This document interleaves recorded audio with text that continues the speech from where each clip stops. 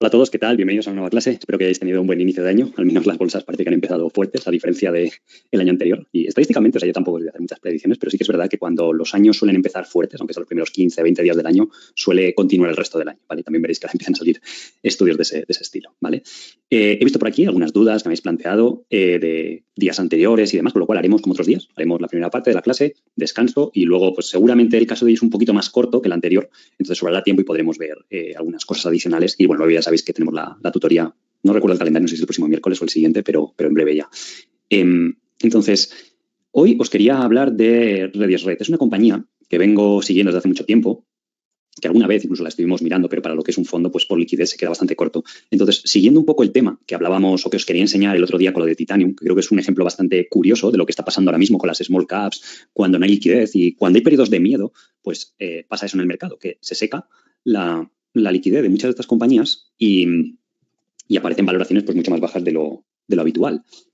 Y puede darse el caso de que sean compañías que han bajado mucho en bolsa o otros casos donde a lo mejor no han bajado tanto, pero es que han ido incrementando los beneficios de los dos últimos 3, 4 años y la valoración se ha comprimido mucho y el mercado no lo ha reflejado. Entonces, Redis Red me parece interesante porque Jason Donville, no sé, me habréis escuchado hablarle mucho de que le sigo, tiene unos resultados espectaculares, pues compró el 15% de la compañía. De hecho, es el principal accionista de esta pequeña compañía. Siempre me llama la atención, pues que digas un buen inversor que admiras, que se fije en una compañía que capitaliza 70 millones, pues puede ser un ejercicio interesante, como los casos que solemos hacer para que podáis aprender, veáis qué características que le pueden haber llevado a un inversor pues exitoso a fijarse en esta compañía y que podáis aprender y aplicar esos mismos patrones de referencia pues a cualquier otra inversión que vosotros os encontréis.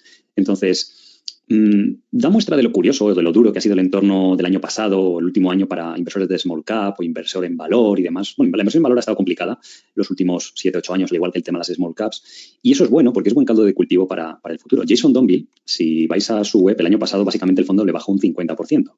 Entonces, en alguien, yo por lo menos, pues tampoco es que hable a diario con él, pero con lo que he intercambiado y demás, y muchas veces es lo que os he dicho, nos ha pasado grandes ideas de GoEasy, Constellation Software y alguna otra compañía que sí que era más líquida, que sí que vaya para los fondos y que pues hemos podido hacerlo muy bien. Él voluntariamente cerró el fondo hace ya muchos años, lo limitó en 100 millones, ¿vale? Porque en Canadá es diferente, se cobran comisiones más altas en este tipo de hedge fund, entonces pues limita la estrategia antes y bueno, su filosofía para poder invertir en compañías tan pequeñas, ¿vale? Entonces, bueno, y allí la ventaja que hay en estos hedge funds es que no tienen restricciones de liquidez. Aquí en España se podría llegar a comprar, pero el problema es que hay muchas restricciones por parte de los reguladores y demás con respecto a la liquidez de esta clase de acciones. Entonces, es lo que os decía del entorno que ha habido de small caps, y creo que lo comentaban en algunos directos, y eso es bueno, porque es lo que aprendéis en el curso, es gran parte de lo que se basa, o vemos muchas small caps, micro caps, y es curioso lo que os decía, el Russell 2000, yo al menos desde que empecé los fondos de True Value en el 2014, que justo fue el año en el que empezó a hacerlo mal las small caps, si veis, el 2013 fue espectacular y 2012 en parte para small caps, precisamente porque los años anteriores habían sido muy malos. Pues desde 2014 vienen dando un rendimiento anual, depende del mercado que miréis, del 4% anual, más o menos. Y ya va a ser una muestra grande, porque el año que viene van a haber pasado 10 años, estaríamos hablando, ¿vale? Entonces, lo habitual de las small caps es un 10%. ¿Qué ha pasado estos años? Que las empresas grandes, el S&P 500, en estos últimos 8 años, ha pasado, yo recuerdo el índice cuando empezamos True Value en 1.800 y ahora está en unos 4.000 puntos. Entonces, esto equivale más o menos a un 10% anualizado, más un 2% en dividendo, porque al ser compañías que crecen menos pagan más dividendo. Entonces, un 12 está muy bien. Que la media habitual para este tipo de compañías era un 9, una cosa así, ¿de acuerdo? Y las small caps, pues ya hay una divergencia tremenda. Con la temática del value investing todavía más todavía. Y si juntáis value investing y small cap, pues más todavía es la divergencia. Pero eso es bueno de cara al futuro. Hoy estaba leyendo, y os invito a que lo sigáis, la cuenta de Value World publica la carta anual de David Fenton, que es otro value investor de estos míticos y demás, que tiene libros y bueno, pues también yo al menos he aprendido bastante y creo que alguna vez en el curso os hablé de él. Comentaba en la carta, que la estaba leyendo hoy mismo, decía, la industria del value investing, decía, no sé si se recuperará algún día. Dice, porque muchos de los value investors han quedado fuera del negocio porque, o sea, tú puedes ser bueno, hacerlo bien, pero claro, si la gente dice, no, es que comprando índices estoy ganando un 12 anual sin mucha complicación, pues ¿para qué voy a pagar comisiones que encima este estilo de inversión me ha dado un 5 o un 6 al año? Entonces, muchos están fuera del negocio. Otros se han jubilado y no han entrado nuevos partícipes. Y otros, es lo que comentaba él, pues se han adaptado. Pues han empezado a hacer estrategias más macro, un poco más especulativas, han tenido que comprar muchas compañías grandes. Entonces, pues bueno, es esa clase de declaraciones de decir ya, uno de los value investors o inversores de small caps más entusiastas que ha habido en los últimos 20 años, que empieza a dudar ya, pues dice bastante de que estamos llegando a un punto de capitulación y que puede ser bueno en los próximos años. Si recordáis, os hablaba el año pasado de que Citron Research y algunos de estos otros que se dedican a hacer informes bajistas, ¿vale? Decían, hemos dejado de hacer ya ventas en corto y ponernos bajistas de acciones porque se ha vuelto algo intolerable. Porque estos años atrás habían subido tanto las grandes compañías y con la entrada de dinero fácil, tipos al cero, que habían desistido. Pues bien, desde que anunciaron eso, prácticamente a los 6 meses empezó el mercado bajista del año pasado, que hubiera sido espectacular porque yo personalmente no hago cortos, pero había cortos pues, de muchas acciones sobrevaloradas que hemos hablado. O sea, otra cosa, bueno, tú puedes decir yo voy largo y gano un poco, pierdo dinero, lo que sea. Pues bueno, al fin y al cabo todo se recupera, pasan los años y ganas dinero. Pero al final del 2021 había cosas obscenas. Para alguien que es un negocio activo, o sea, al ponerse corto, pues era un buen entorno y en 2020 hubiera ganado mucho dinero porque han bajado un 60, 70, 80% muchas de esas acciones. Entonces, ese tipo de declaraciones os dice bastante y los mercados también, esto es un poco más como filosófico, pero creo que también es bueno que lo comprendáis o integrarlo un poco. Yo tengo una teoría, y esto simplemente es especulación mía, ¿vale? Pero si vosotros os fijáis el peso de las FANG en los grandes índices, ¿de acuerdo? De Google, Facebook, Netflix y demás. A mí personalmente ya sabéis que la que un poco más metemos en cartera es Google y tal, pero bueno, es un 3 y pico del fondo. No es como en el Nasdaq 100, por ejemplo, esas 4 o 5 compañías, unido con Microsoft, pesan un 50%. Entonces, estos años atrás han tenido, coincidiendo con esta época mala del value investing, de small caps, es cuando más han subido en bolsa, porque han crecido mucho y también porque se ha expandido el múltiplo. Pero ahora estamos en un punto de múltiplos, bueno, un poco más dependiendo de la compañía, no tan baratos como en 2012, y donde seguramente eso sí que es difícil de rebatir, el hecho de que van a crecer seguramente menos a futuro, con lo cual tirarán menos de los índices. Entonces, ¿qué pasa si empieza a haber underperformance o que pues digas, pues resulta que esto de invertir en compañías grandes, en todas a la vez, la inversión industrializada, pues bueno, no es que se vaya a ir al garete, no va a tener rendimientos negativos, yo creo, a 10 o 20 años, obviamente, pero bueno, que tenga menos rendimiento y empieza a fluir capital hacia una categoría que sí que está muy baratas, muchas acciones, y donde no han hecho gran cosa en bolsa. Y eso genera un mercado alcista en otras áreas del mercado, empieza a fluir capital. Y además tiene una ventaja de que las small caps, por temas de liquidez, a nada que fluya un poco de capital, tienden a subir con mucha fuerza. O sea, el último año que lo hicieron mejor que las compañías grandes, en esta última década, fue 2017, lo hicieron bastante bien las small caps, y 2021. ¿Vale? Que ahí sí que, pues el propio efecto llamada de compañías que lo hicieron bien y demás, ¿de acuerdo? Entonces, pues casos como lo que vimos el mes anterior, en diciembre, el de Titanium, son cuanto menos curiosos. O sea, dices, vale, sí tiene una compañía un poco de ciclicidad, pero bueno, digamos que no es una compañía que esté apalancada por 5 veces o por 4, tiene un apalancamiento de una vez y algo, la directiva parece seria hasta que demuestre lo contrario. Oye, a lo mejor sí resulta que luego son unos ladrones o algo así, pero con la información que había, ¿vale? Que estuviera cotizando, bueno, sí, ahora más o menos a 3 veces free cash flow, 3 veces y media, una cosa así. Veremos qué cuentas publica este año cuando se establecen un poco los márgenes y demás. Puede que el múltiplo suba 4 o 5 veces, pero bueno, que son situaciones curiosas. Si vosotros leéis los libros de Peter Lynch, explicaba lo mismo. Entre el año 68 más o menos y el 75, esos 7 años, 8 años fueron también terribles para small caps. De hecho, entre medias estuvo la crisis del 74 y bajaron mucho. Los siguientes 10 años, 8 años fueron muy buenos para el estilo de inversión del value, de small caps, porque ya se había perdido toda la fe. Peter Lynch en esos libros explicaba, decía, es que cuando tienes compañías muy buenas, small caps, a 6, 5, 7 veces beneficios, creciendo razonablemente, él decía en el libro, no es muy difícil hacerlo muy bien en bolsa. De hecho, el outperformance de Peter Lynch viene de esos primeros 4 o 5 años, porque tuvo ahí 4 o 5 años que un año hizo un 70, luego un 30, luego un 40, un 20, encadenó, y luego pues el periodo es más un poco ligeramente mejor que el SP500 por el tamaño que alcanzó el fondo, ¿vale? Y pues 6, 7 años buenos dentro de una cartera pues pueden hacer maravillas. Yo no sé si cambiará este año o el siguiente o cuándo será, pero creo que antes o después podría darse. Tampoco no vamos a hacer market timing en función de cómo está. Y luego lo importante es que al final que tengáis en cartera cosas que para vosotros tengan sentido. Que digáis, oye, sí, el mercado no lo reconoce, pero es que da igual, tú compras un negocio a 5 veces beneficios, no hace falta que el múltiplo se expanda, porque si va creciendo un 15, un 20 y has hecho bien las previsiones, en 3 años debería estar ganando pues, un 15, un 50, un 60% más. Pues el mercado debería reflejar eso al menos, ¿vale? Entonces, bueno, un poco este speech de inicio de año que, no sé, he leído esto de David Einhorn y me parecía curioso. Quería un poco compartirlo con vosotros o ampliar un poco acerca del tema porque creo que para vuestros esfuerzos de inversión pues os puede ser de utilidad la forma de verlo. Si comparáis, pues eso, os ponéis ahí gráficos del Russell 2000 históricos o de otros índices.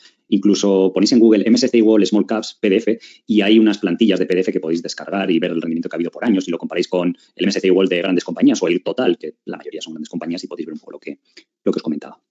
Entonces, bueno, antes de comenzar, ya sabéis el disclaimer habitual. No son recomendaciones ni de compra ni de venta, todo lo que vemos en la clase. Es saber que invertir en bolsa pues tiene riesgo y sobre todo lo que yo os diga de las compañías pues es sobre todo cuando es del futuro. El pasado pues, son hechos comprobables y está todo basado en la información pública, pero el futuro pues es incierto, nadie sabe cómo puede ser y eso al final tenéis que hacer vuestro propio análisis, ¿de acuerdo? Entonces, similar a Radius Red, no vamos a entrar mucho en detalle porque son compañías que conocéis, pero Radius Red es una compañía de sector servicios en un mercado muy fragmentado. Entonces, a mí la verdad que es una temática que me ha funcionado bastante bien o que nos ha hecho ganar bastante dinero. GDI, por ejemplo, está todavía no más o menos está en el precio que compramos, pero bueno, porque de hecho está bastante más barata ahora que cuando compramos. Pero, por ejemplo, Humanis es lo mismo. Es un sector hiperfragmentado donde la empresa tenía crecimiento orgánico y crecimiento vía adquisición, ¿vale? Simplemente estuvo repitiendo eso durante 20 años y pues lo hizo muy bien. Boyd Group es lo mismo. Esta es la mejor acción de Canadá de los últimos 20 años. Es exactamente lo mismo. Provee servicios, en este caso el automóvil, en un sector que estaba hiperfragmentado y que tiene sentido consolidarlo, lo que se llama alcanzar esa escala, que hemos visto algunas tesis un poco similar. Titanium Transportation no deja de ser un servicio. Se puede considerar una empresa industrial, pero también es otro sector hiperfragmentado y que además está en crecimiento. Y es una industria que va a seguir existiendo, ya sea lo que hace Boyd Group o Colliers, que hemos hablado a veces en el curso de la compañía, Relais, que es una compañía pequeña de países nórdicos. Es como parecido a AutoZone, ¿vale? O, bueno, Constellation Software, que también el software vertical pues está bastante fragmentado, ¿vale? Y son temáticas de inversión, pues eso, que el mercado, lo que os digo siempre, aprecia menos porque crecen vía adquisición y eso al mercado le gusta menos, pero cuando tienen una trayectoria que lo vienen haciendo por mucho tiempo, desde mi punto de vista incluso tienen menos riesgo, en cierta medida, que empresas que hacen adquisiciones de forma puntual. Eso te puede poner más nervioso.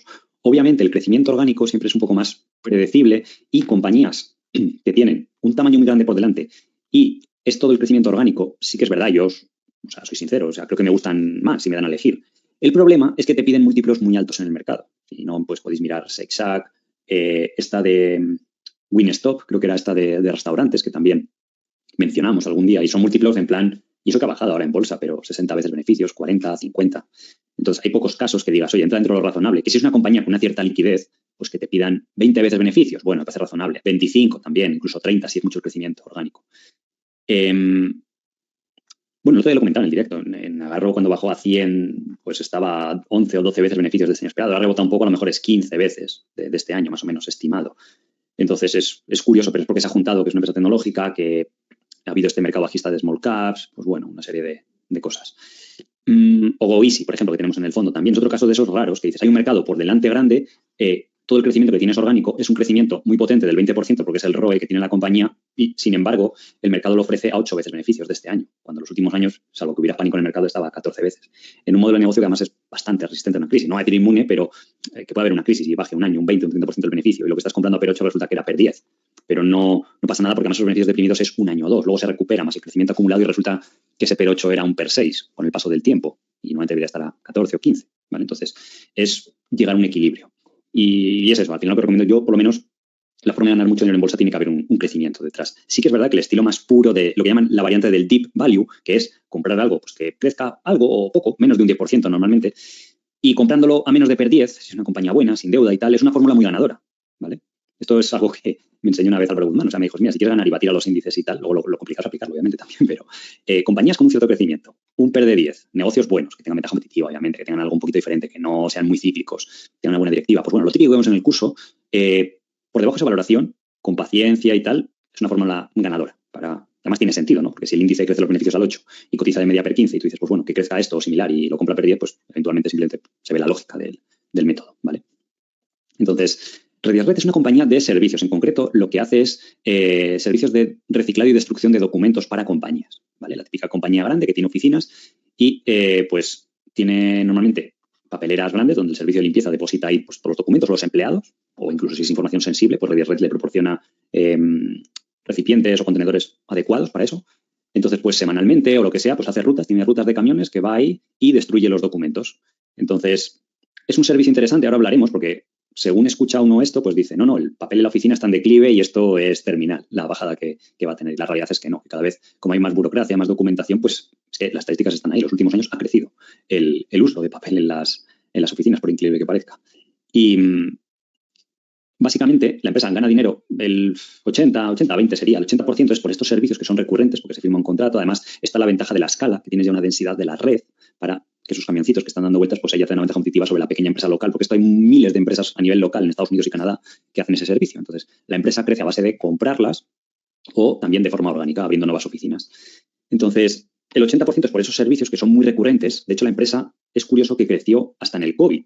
Para que os hagáis una idea, un momento en el cual pues, el uso de las oficinas estuvo limitadísimo. Pues bueno, incluso en ese periodo tuvo un buen desempeño. Y el otro 20% es curioso, del dinero que gana es por vender este papel reciclado. ¿Vale? Una vez que lo tritura, ese papel se vende para reciclar y demás. Y esa parte es un ingreso muy interesante porque a ti te cuesta hacer el papel y luego lo vendes. Lo que pasa es que depende de cómo esté el precio del papel y eso fluctúa bastante. Entonces le añade un poco de ciclicidad a los beneficios. Y como el coste es fijo, pues pequeños incrementos en esta línea de negocio pues hacen que el margen pues fluctúe y a la gente le dé miedo a veces porque son compañías pequeñas, mal analizadas y la gente pues reacciona mucho a la acción en función de lo que publica un trimestre o dos seguidos y la gente no tiene en cuenta pues ese factor que no depende tanto de ellos y que a largo plazo debería ser pues irrelevante.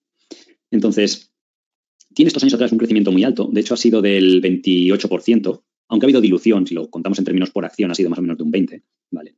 Es un sector que está en consolidación, es una compañía que está liderándola con esta estrategia roll-up que ya hemos comentado antes. Una de las genialidades que introdujo la directiva, que vino hace pues 7 años, creo, 8 años, fue que esta compañía operaba por franquicias. Entonces ganaba muy poquito de cada franquicia por los contratos que se habían firmado en el pasado. Entonces lo que hizo este señor dijo, joder, pues esto es súper rentable y además los franquiciados dependen de nosotros. Entonces lo que están haciendo es que cuando se jubila uno de los franquiciados, pues se quedan con la franquicia, ¿vale? O la compran a los herederos. Y a los que ya siguen en el negocio, pues también le ofrecen comprársela a un buen precio y normalmente pues se la venden a entre 4 y 6 veces EBITDA. Negocios que son pues bastante buenos. Y de esa forma pues está ganando otra vez el control. La empresa no es muy conocida, tiene poca cuota de mercado. El mercado se estima en 4 billions al año, el servicio este de recogida y destrucción de documentos o de reciclado de papel y demás. Y la empresa, pues, estos son dólares americanos, a lo mejor está facturando ahora 60 millones normalizado, una cosa así, o sea, es muy poquito. Vale, entonces esto es otro caso curioso, os pongo aquí el gráfico como el de Titanium. Es una compañía que no ha hecho absolutamente nada en bolsa, o prácticamente nada, en los últimos 5 años, esto es de 2017, ha dado un retorno anual del 3%. Sí, ha habido épocas que de $3 ha tenido aquí pequeños momentos de alegría para el accionista, que se ha ido a 5, pero luego, como no hay ánimo, no, la gente no entra y tal, a nada que publica, yo que sé, un trimestre malo, empieza a bajar. Y por el tema del papel, por ejemplo, fue este trimestre, me acuerdo aquí, que la acción estaba un poco despegando y bajó. También es verdad que en esta época tuvo que ampliar capital, porque es lo que les pasaba a muchas de las pequeñas compañías que os digo, que adolecen de que en las primeras fases que quieren consolidar un negocio, pues nadie les presta dinero, en términos razonables. Entonces tiran de emitir acciones, por muy baratas que estén, es la única vía que les queda. Entonces, lo bueno de Radius Red es que ya, por ejemplo, este año ya va a hacer 15 millones de EBITDA, que ya va siendo pues bueno, una facturación que ya te toman en serio, ya va teniendo un historial la compañía y la empresa ya tiene líneas de crédito o la posibilidad de emitir deuda a unos tipos normales de mercado, al 4, al 5%, que está el precio del dinero ahora mismo. Para este tipo de compañías pues es razonable, con lo cual debería dejar de diluir a futuro, ¿vale? Pero entre que se junta es un trimestre malo porque baja el precio del papel y publica, yo que sé, en vez de 4 millones de EBITDA, pues 3,5 o algo así. Luego vino el COVID y sí, el año pasado se recuperó igual que el resto de small caps y curiosamente este año no ha bajado mucho, pero porque los resultados pues han ido acompañando. Pero vamos, que es un caso curiosísimo de una compañía que en 2017 a lo mejor tenía un EBITDA, creo recordar, de 3 millones o así, una cosa así, y este año pues va a hacer 16 millones de EBITDA. Está multiplicado por casi 4 o 5 veces. Y la acción no ha subido nada, o sea, ha subido pues un 20%, una cosa así, ¿vale? ¿Por qué ha sucedido en parte esto? Porque si veis justo estos últimos años, se ha ido comprimiendo el múltiplo. La media ha sido 8 veces EBITDA, que ya de por sí, bueno, para lo que es... Si tuviera más liquidez, yo puedo entender lo de la liquidez, ¿vale? Pues las compañías más grandes de esta temática a lo mejor cotizan a 10 o incluso 12 veces EBITDA. Pero bueno, 8 está bien, la media del mercado es 10, pues bueno, 8 podía ser razonable, incluso a veces tuvo momentos de alegría, que se fue a 12 y otros mínimo de 6. Pero es que ahora estamos hablando de que hace nada, en diciembre, ha bajado a 5 veces EBITDA, que es igual que los mínimos cuando había un pesimismo enorme del COVID.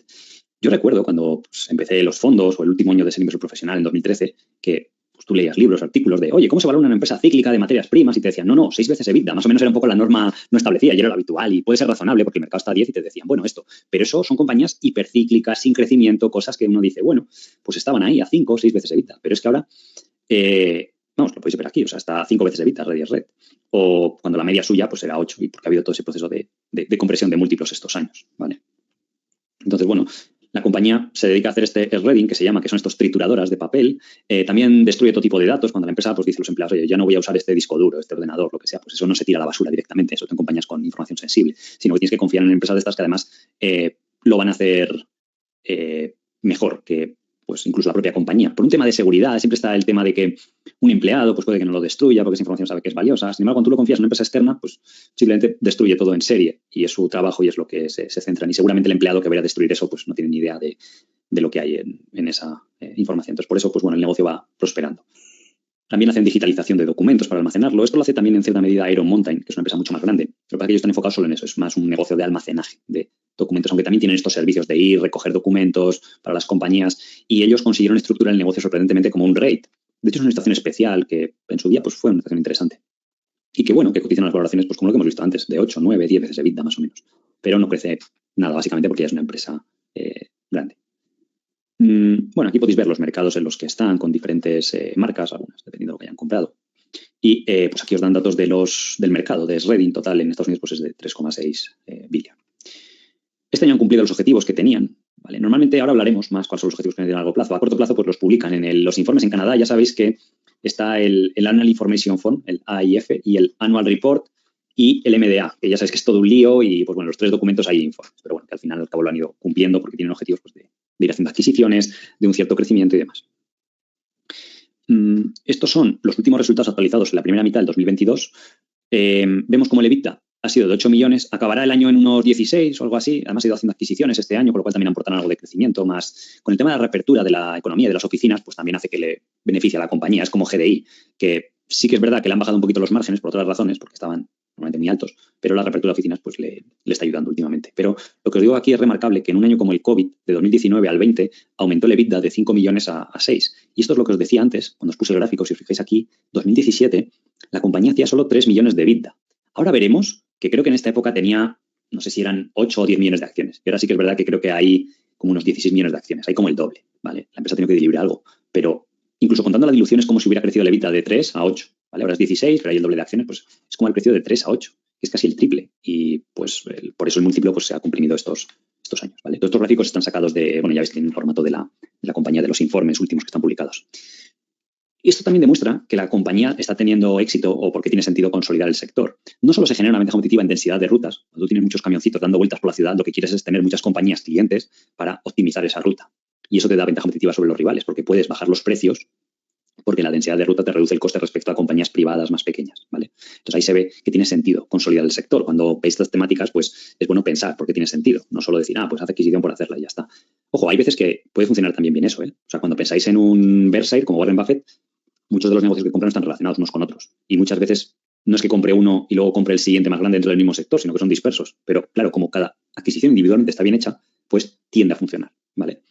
Entonces, tenéis aquí los últimos 10 años de los gastos sobre ingresos de General y Administrative, ¿vale? Los gastos generales centrales. Entonces, claro, al ir ganando escala eso se ha ido diluyendo, con lo cual el margen EBITDA pues, se va expandiendo a lo largo del tiempo. Y vemos que en 2017 suponía el 23% del total de ventas y ya ha bajado solo hasta un 10%.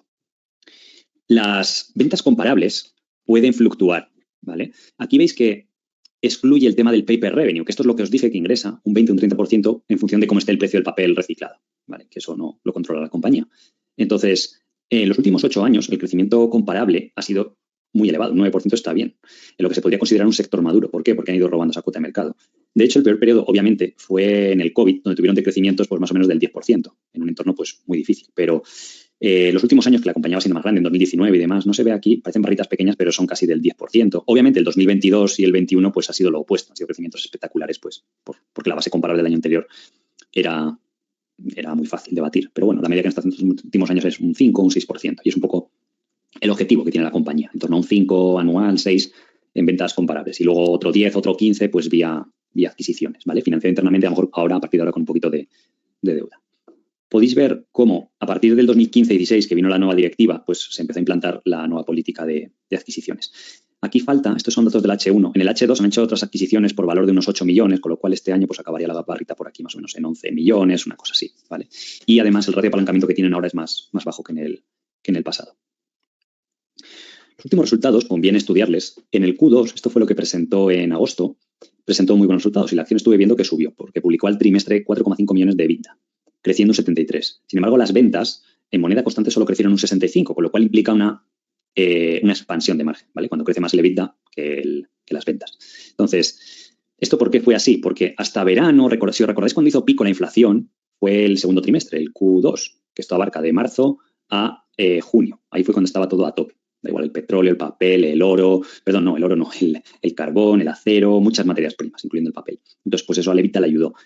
Y es lo que os digo, es algo que le puedes anticipar porque se ve. Sin embargo, el mercado os da una idea de lo ineficiente que es, sobre todo en small caps, o son pequeños signos, porque la gente se emocionó y recuerdo que la acción pues, subió un 10, un 15% en un solo día, cuando era un poco previsible.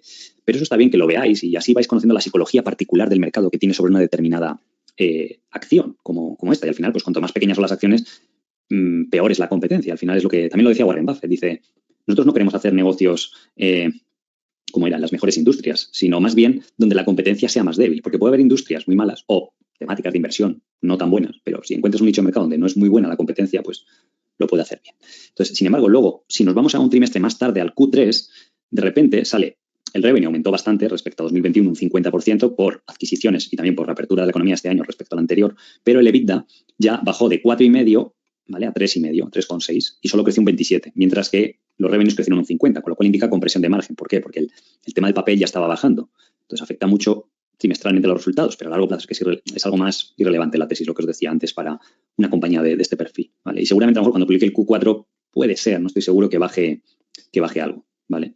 Porque a diferencia de una compañía como Titanium, que le pasa a los clientes el fuel surcharge, que se llama el sobrecoste de combustible que hubo en los primeros trimestres, en Redis Red, salvo que alguien me corrija, pero por lo que he visto creo que no es así, no tiene ese sobrecoste para los clientes. Entonces, claro, en el Q3 el precio del petróleo estaba razonablemente alto, ¿vale? En verano, creo que en 90, casi $100, y el precio del papel bajó. Entonces, sí que es un coste importante porque uno de los principales costes de todos estos camiones que andan haciendo las rutas, recogiendo, pues es el combustible. Entonces, eso puede afectar también los resultados trimestrales. En el Q4 o el Q1, pues debería normalizarse, el papel estará normal.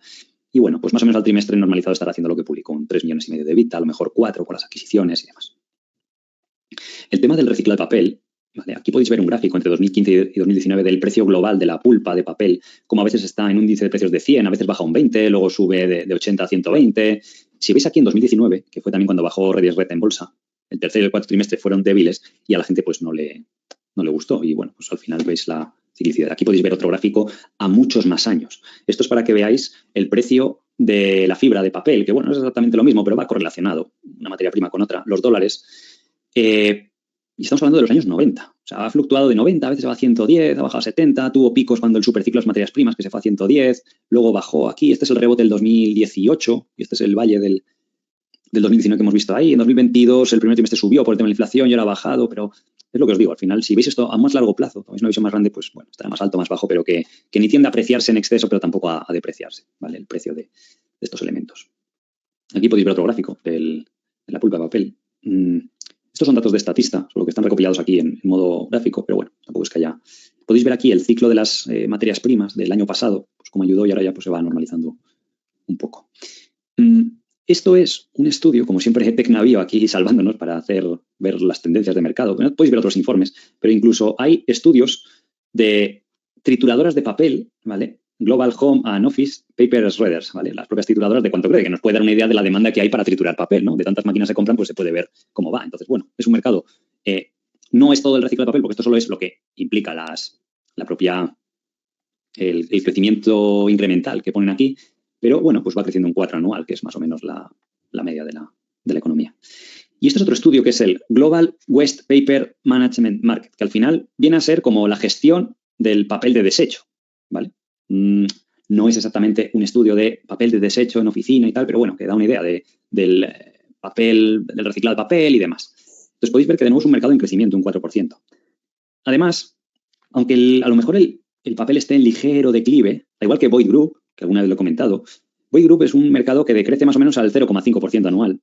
Pero eso es bueno porque no atrae capital y las empresas más fuertes pueden estar durante muchos años creciendo orgánicamente, como hace Boyd Group, al 3 o al 4, porque le roba cuota de mercado, en un mercado que está ya de por sí muy fragmentado, a competidores más débiles, ¿vale? Entonces, en Redis Red pasa eso y hay otro segundo factor que es todo esto del ESG, de la concienciación del medio ambiente, de la sostenibilidad, que está estupendo y que, bueno, pues a la compañía le viene muy bien porque para una empresa decir, pues mira, yo puedo demostrar que reciclo porque le pago a esta empresa X factura al año, ¿vale? Pues cuando luego al final de año le van a hacer el rating del ESG famoso para que te metan en todo esto, queden bien, la acción sea invertible y tal, pues de cara a la galería queda muy bien. Antes que decir, no, yo lo hago de forma interna y tal, y bueno, pues sí, es más difícil de demostrar. Pero si tú dices, no, mira, es que tengo la factura de que pago a esta empresa, que viene tantas veces a la semana y me recicla y me asegura que por lo menos yo no contamino con mi papel y todo el papel que gasta, aunque sea nuevo, pues sé que va a acabar siendo reciclado y tal. Pues eso es una tendencia pues que está ayudando. El comportamiento en crisis podéis deducir que es muy recurrente, he visto en 2020. Hay otra compañía que se llama Stericycle, que no hace exactamente lo mismo, hace reciclado de todo lo que sea material de desecho, más enfocado en el sector de salud, está enfocado en ese nicho y han construido una empresa muy grande. A base de comprar empresas más pequeñas, pero es otro subsector, pero podéis ver aquí las cifras durante la crisis, es que ni les afectó, ¿vale? O sea, mantuvieron los márgenes, un poco como Redis Red. Puede que le afecte, pues eso, como está el precio del papel en una crisis que tenderá a bajar, pero no debería ser muy cíclico. El tema del COVID ya hemos visto cómo afecta, tampoco fue un desastre, entonces, pues bueno, no tiene tanta relevancia, sobre todo parece que ya va pasando el COVID. De cara a los insiders, el CEO sí que me gustaría que tuviera más acciones, pero bueno, cobra un salario modesto, normalmente, o sea, tampoco es $400.000 de Canadá, son 300.000 euros, que después de impuestos le quedan 150.000, o sea, que tampoco es... Y es el CEO de una compañía cotizada, ¿vale? De 70 millones, o sea, no lo veo... Y han hecho un buen trabajo, sobre todo desde que vino, pero al menos sí que hay insiders, por lo que os decía Jason Donville y y este otro fondo, que no sé exactamente quién es, porque tiene entre los dos un 28% y que pues van a seguro supervisar de que, oye, si por lo que sea el CEO que está no está haciendo la estrategia, no lo hace bien, pues cambiarle y traer otro que sí que está alineado con los accionistas. Hay una parte interesante que encontré indagando, ¿vale? La compañía es muy conservadora, no da mucho guidance, bueno, van ahí haciendo tranquilo, tampoco son muy promocionales y demás, pero sí que encontré una pequeña entrevista. Hay un canal pequeño de YouTube para seguir pequeñas small caps de Canadá que es muy interesante, que se llama Small Cap Discoveries, ¿vale? Es un canal muy de nicho de mercado, pero está bien porque entrevistan a compañías. Hay algunas muy especulativas y tal, pero de vez en cuando traen algunas value y, bueno, pues me parece interesante. Entonces, podéis buscarlo en YouTube. Esta entrevista, que es del 2021, explicaba la estrategia de la compañía. Y aquí dejaba un poco caer que el objetivo interno de la compañía a 3 o 5 años era alcanzar 100 millones en ventas con márgenes EBITDA del 30%. Hasta 2021, o sea, para 2026, 25, pues eso, los próximos 3 años sería ahora. Porque en esta época estaban facturando unos 40 millones. Este año acabarán en 2020 en 60 y seguramente 2023 sea 70, 68, no lo sé. Si hacen adquisiciones grandes, pues a lo mejor algo más, vamos a ver que tienen algo de capacidad de deuda, ¿vale? Pero esto puede valer, ahora lo veremos en la plantilla, ¿vale? Comparables no hay muchos exactamente. Está Iron Mountain, que podéis ver a lo que cotiza.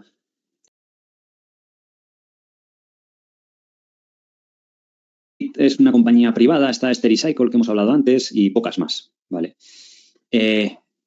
Quizás Iron Mountain, por tamaño, lo que pasa es que la parte que se solapa con Radius Red, pues es a lo mejor un 10, un 20% de las ventas, ¿vale? Y aquí podéis ver el posicionamiento de cómo está la empresa. Iron Mountain, obviamente, pues ha tirado más por empresas large y medium. Y Radius Red está enfocado en pequeñas SME, Small y Medium Enterprises, ¿vale? Entonces, pues bueno, tiene un nicho de mercado. Es bueno también, o sea, el mercado de pequeñas compañías es más grande de lejos que el de grandes. Solo que al estar atomizado, pues no es a lo mejor tan rentable. Pero muchas de estas compañías han acabado siendo adquiridas, ¿vale? Esto no es que yo tenga información ni nada parecido, pero se podría dar el caso eventualmente de que un Iron Mountain y diga, oye, pues es una adquisición que me aporta algo, que vale 200, 300 millones o lo que sea, y dice, pues la compro. A lo mejor adquisiciones muy pequeñas no les renta, porque tampoco les aporta mucho, porque Iron Mountain no se capitalizaba 4 billion o 5 billion, ¿vale? Stericycle vemos que cotiza múltiplos, y eso que están incluyendo aquí, veis, de 2023 ya, y eso que ha bajado en bolsa de 13 veces EBITDA y 22, 25 veces free cash flow y creciendo menos. Iron Mountain, se me ha olvidado ponerla aquí, ahora podemos verificar, pero andaba en menos, ¿vale? Creo que eran 8 o 10 veces EBITDA y no recuerdo exactamente, en torno a 15 veces suele estar de free cash flow y demás. Pero obviamente porque tiene un crecimiento muy, muy bajo, del 3-4%. La ventaja competitiva, lo que hemos hablado antes, escala y la densidad de rutas, muy importante, la plataforma de crecimiento y costes de cambio, la reputación, porque tú ya tienes, o sea, si la empresa cliente se pone a ahorrar, pues serán otras partidas, más que en esto que es algo anecdótico y le viene bien ese servicio, ¿vale? Y al fin y al cabo, pues vaya mejor o peor la compañía, pues tienes que reciclar o destruir o hacer algo con los documentos. Que al fin y al cabo es como la basura. No deja de ser un negocio diferente a lo que os enseñé en el curso de Waste Connections o Waste Management. Es una gestión de un residuo, al fin y al cabo. Un poco más limpia, porque en vez de ir a casas a un basurero, pues vas a una oficina que hay una papelera. Pero no deja de ser lo mismo. Entonces, tiene esa característica pues recurrente, de servicio, de coste de cambio y demás. Respecto al tema de adquisiciones, pues ya hemos hablado que es un mercado bastante grande, hay muchas compañías independientes y solo hay unas pocas empresas grandes. Para compras pequeñas, el múltiplo de EBITDA es muy bajo, es de 4 veces de EBITDA, incluso pues basado en los activos que esté comprando en los camiones, si es que son empresas que no son rentables. Y si son empresas que tienen un poco más de facturación, de 1 a 2 millones, pues ya sí que pagan un múltiplo, pero que tampoco es muy exigente. Pero que lo pueden hacer porque hay poca gente interesada en comprar esto. Un Iron Mountain no va a perder el tiempo haciendo adquisiciones de 2 a 5 millones de valor, porque su negocio es mucho más grande. Pero para un Radius Red, que es una compañía que capitaliza 60 millones, 80, pues sí que eventualmente le puede venir bien. Y bueno, esto es lo mismo que hemos comentado antes del efecto escala que está logrando al reducir los costes sobre las ventas. Aquí podemos ver una de las últimas adquisiciones que ha hecho en noviembre. Esta compañía facturaba 3 millones, que son 4 millones de dólar canadiense, con márgenes normalizados del 30%, es 1,2 millones de EBITDA o 1,3, y en total pagaron pues 8. ¿Vale? Esto sería múltiplo de unas 7 veces EBITDA, un poco más alto de lo normal, pero bueno, es una adquisición de las que consideran de tamaño medio. Aquí se puede ver, esto es otra adquisición que hicieron en Chicago, el componente de servicio y de recicla papel. Veis que el 80%, el 70% es servicio y sí que hay una componente que varía del tema del reciclado. ¿Vale? En esta, por ejemplo, pagaron 6,5 veces EBITDA. Esta es otra, similar, en Atlanta, que lo mismo, son compañías pequeñas que facturan pues eso, 1 o 2 millones, una cosa así, que pues ganan de EBITDA, yo qué sé, unos 500.000, 600.000 dólares. Al fundador que lo vende le quedarán 300.000 dólares netos. Pues bueno, viene Radius Red, le paga 3 millones o 2 millones y medio múltiplo que es 7, 8, 9 veces sobre beneficios, pues mucha gente está inclinada a vender y dice, bueno, llevo aquí toda la vida y tal, y te entran 3 millones de golpe o 2 millones, pues a la gente le viene bien. Y luego al integrarlo, pues Red le saca jugo, porque los márgenes pues puede mejorarles y crea pues esa bola de nieve. Respecto a la valoración, es lo que hemos comentado antes, de media históricamente, de EBITDA ha estado 8 veces, aunque ahora está a 5. Y eso que hay 2 periodos que tiran de la media muy para abajo, como son el COVID y el actual, que de normal pues era más bien 9 veces o 8. ¿Tiene sentido que la media haya sido 8? Bueno, no tiene sentido, pero porque es una compañía que tiene características de crecer. Si el mercado está a 10, a 8, bueno, yo lo puedo entender por liquidez. Debería tener algo de prima por la posibilidad de crecer más, a lo mejor 10 veces. Lo habitual sería 12, pero quitándole la liquidez por 10, pues, es un rango razonable. Y respecto a beneficios normalizados, varía mucho, primero, por la época del COVID, que salían unos pocos meses que tenían pérdidas. Y al ser una compañía pequeña, dijimos que tiene bastantes ajustes contables y hay veces que el PER normalizado, pues en años como el 2018, que aquí también creo que hubo volatilidad con el tema del papel y con algunos costes excepcionales de adquisiciones, pues parece que el PER se va a 50, pero no es real. ¿Vale? La cuestión es que la última valoración es PER 11, ¿vale? Y la media suele ser 24 y eso que la media está distorsionada por la época del COVID. Aunque en compañías pequeñas es lo que os digo, a ver, siempre lo lógico es valorar algo por free cash flow o PER, porque son beneficios más reales que el EBITDA, pero el EBITDA sí que es de utilidad en estas empresas pequeñas porque veis que es un poco más consistente al no tener esos ajustes.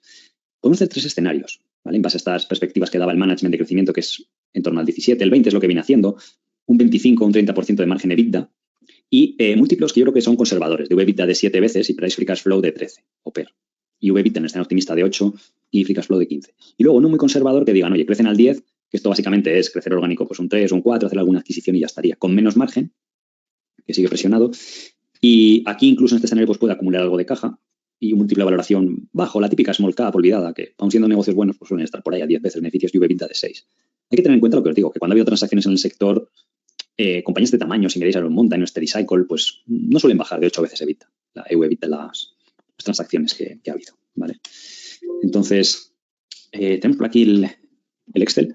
Es sencillo de rellenar, no tiene mucha dificultad. Aquí podéis ver abajo la dilución de acciones, que os decía cómo ha pasado de 9 a 18 millones de acciones. En 2019 emitieron muchas porque hicieron varias adquisiciones muy grandes. Recordad que se gastaron 25 millones en adquisiciones porque vieron oportunidades y el free cash flow de esos años era muy bajo, era de 3 millones, una cosa así. Entonces, bueno, le puedo ver cierto sentido. Y este año también hicieron una ampliación cuando estaba un poquito mejor, más alta de precio que ahora. Aún así era lo que, pues bueno, yo sinceramente os digo, prefiero que hubieran usado deuda, pero la directiva es un punto malo. Sí que es verdad que están los fondos que controlan al CEO y el CEO lo hace bien, pero también un poco a lo mejor ellos buscan salvar su cuello, por así decirlo, en el sentido de decir, oye, si endeudo mucho esto, puede que haya problemas, de esta forma pues estoy más tranquilo, duermo bien por las noches y si no eres accionista, pues bueno, es lo que tiene, ¿vale? Cuando el CEO no tiene tantas acciones y muchas veces pues yo digo que siempre va a haber alguna pega que ponerle a cualquier acción. Aquí hemos puesto 17% de crecimiento, márgenes del 12%, que con la depreciación de amortización da un margen EBITDA en un escenario normal entre el 25 y el 30, que es lo que busca la compañía, y es más o menos lo que han tenido estos años. Ahora ya va ganando escala. Estos años atrás han tenido 25, 22, 24 de margen. Tiene algo de gasto de pago de intereses, los impuestos al 23, porque pagan una parte en Estados Unidos, creo, al 21 y en Canadá al 25. No tienen minoritarios y algo de dilución puede que haya futuro también. Va. Ojo, si crece, si modeláis aquí al 20 o al 25, a lo mejor ponedle más dilución, ¿vale? Porque puede que sí que le haga falta viendo el pasado, porque en el pasado ha crecido una barbaridad. O sea, si veis, sobre todo los últimos 4 o 5 años es como un 30 o un 40%, ¿vale? Luego, en el flujo de caja, el CAPEX, pues bueno, del último año aquí hay una parte que es CAPEX de crecimiento, pero lo metemos todo junto para ser más conservador. Hay una parte de leases que pues alquila centros de reciclado, camiones y demás. Y pues eso daría un free cash flow para este próximo año de 7 millones, una cosa así. Sería cotizando a 10 veces free cash flow la acción. El retorno sobre el capital invertido, sin goodwill, normalizado un poco, es del 14%, tampoco es que sea espectacular, porque es un negocio un poco intensivo en capital, sobre todo por los camiones que tienes que tener. Es como esto que vimos en el curso de Waste Management o Waste Connections, que eran buenos negocios. En el caso de Waste Connections, que ha ido muy bien en bolsa, podía crecer más que Republic, por ejemplo, porque era más pequeña, pero vimos que tampoco tenían un rendimiento sobre capital invertido espectacular. Pero a base de reinvertir, tener esa oportunidad y esa predictibilidad del negocio, pues bueno, lo habían hecho bien, ¿vale? Entonces, no es que sea así elevado. Y esto está calculado sobre el EBIT. Si lo calculásemos como EBITDA menos CAPEX, en vez de 8 millones, aquí saldrían 10 y sería esto un 20% superior. En vez de 9, pues saldría aquí 11, 12, pero bueno, tampoco cambia mucho. Al final esto es orientativo, ¿vale? Esta pestaña. Tenéis el precio de cotización en esta parte y la deuda, ¿de acuerdo? Aquí si crece al 17% y todos los años gana 7, 8 millones en free cash flow a partir de ahora y compra negocios a 6 veces de EBITDA, tiene que crecer orgánicamente, perdón, por adquisiciones 2 millones, ¿vale? Con lo cual, a 6 veces EBITDA, pues sería que se tiene que gastar al año 12 millones. parte sí que es verdad que puede salir de estas acciones, que ya hemos puesto aquí algo de dilución, más o menos 1 millón de acciones al año de media. Eso le da 4 millones, más 8, 12. ¿Vale? Pues a lo mejor podéis decir, oye, pues dejo esto, o incluso lo pongo que crece un poquito la deuda, ¿vale? Que mantenga un apalancamiento bajo como tiene ahora, de 1,5 veces EBITDA. ¿Vale? Lo vais calculando ahí. Sí que es verdad que en el pasado, en 2019, 20 y 21, tiene una deuda más alta, o incluso en 16. Y ahora ya, pues la tiene bastante controlada, para que es un negocio bastante predecible. No paga dividendo, con lo cual podéis poner 0.